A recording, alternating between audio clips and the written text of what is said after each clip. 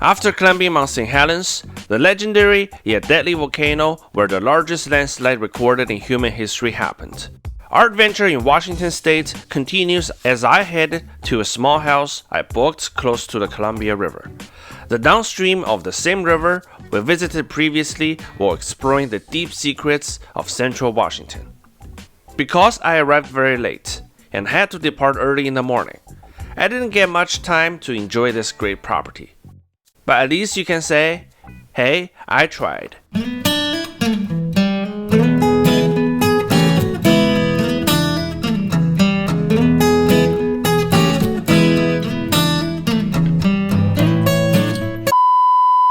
The property also included a goat and llama farm, and the host even included snacks for both the animals and myself.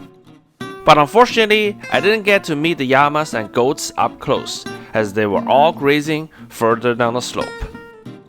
Well, there's one llama here. A short drive south from the small house took me to Vancouver. But no, we're not back in Canada. This is Vancouver, Washington. Actually, I had never been to this place before. Hey folks, I just got into Vancouver. Well, the other Vancouver, the one in Washington State. Yeah, and the funny thing is, this is a totally different city. And there isn't a lot of people, and the architectures here, kind of have their own characteristics. And it's really quiet. Wow, I really like this place.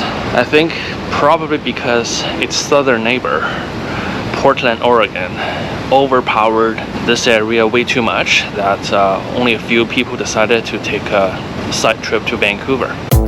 Yep, it did appear that I was the only person there for sightseeing purpose. But soon I discovered that actually the two Vancouvers had a lot in common. They were both named after the same Captain George Vancouver, and they are both close to the border. One is close to the border with Washington State, while the other is in Washington State, but sits right next to the Washington-Oregon border. What else?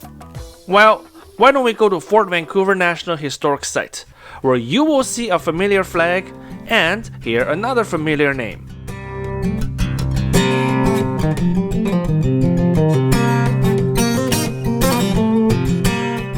Wow, this place is like Fort Langley in British Columbia.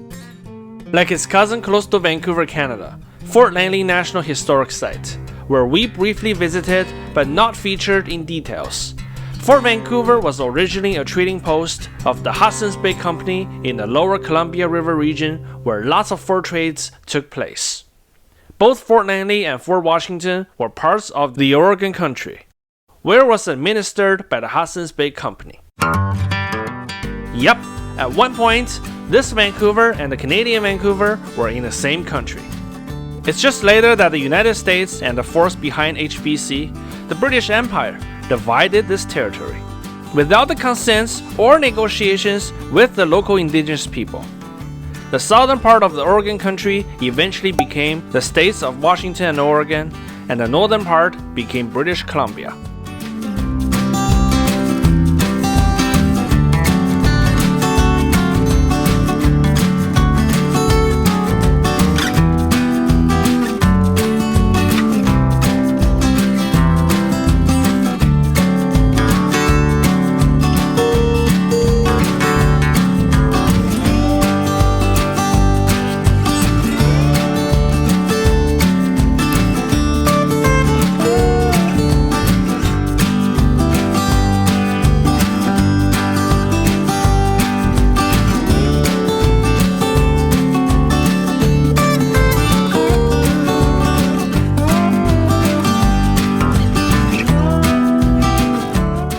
Like Fort Langley, or Barkerville where we visited previously in our British Columbia series, staff members dress like they were from the 19th century and interact with visitors.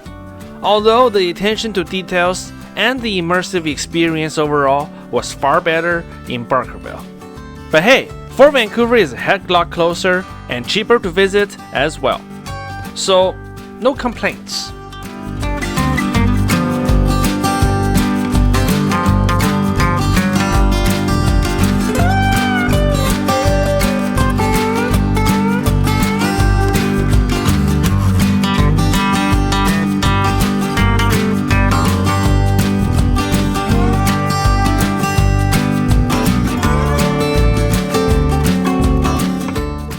Lastly, it's time to visit the fort in Fort Vancouver.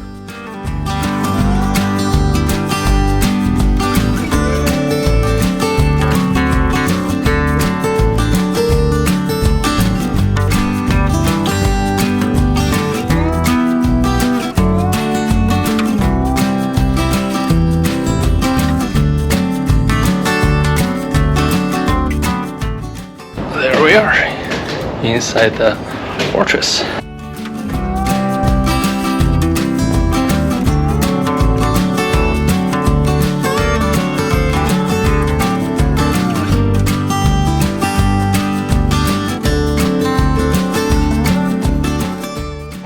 Yeah, inside this fortress is probably 10 degrees Celsius cooler than outside.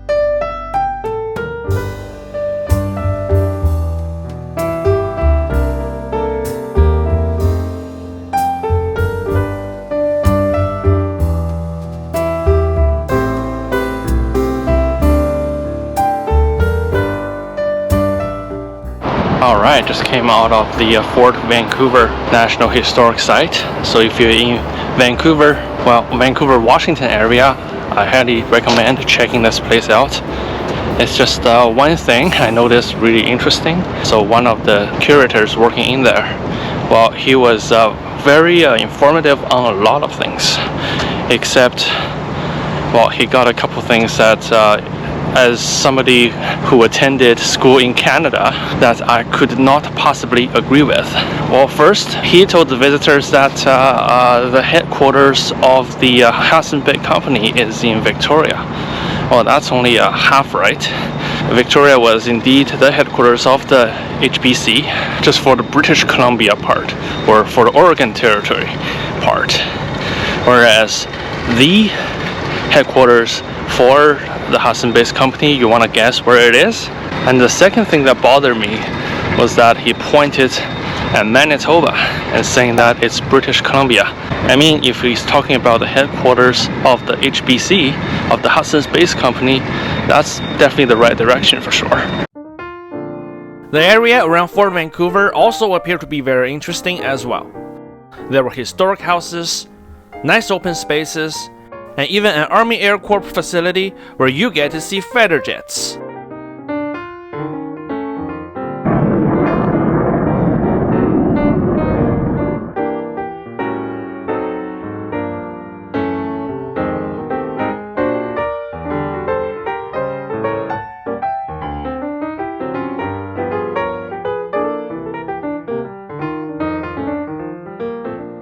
However, I was still feeling tired from the climb of Mount St. Helens the previous day, and I needed to drive back to the other Vancouver on the same day as well, which was a 6-hour drive. So I didn't get to stay there longer and relax. Well, maybe next time.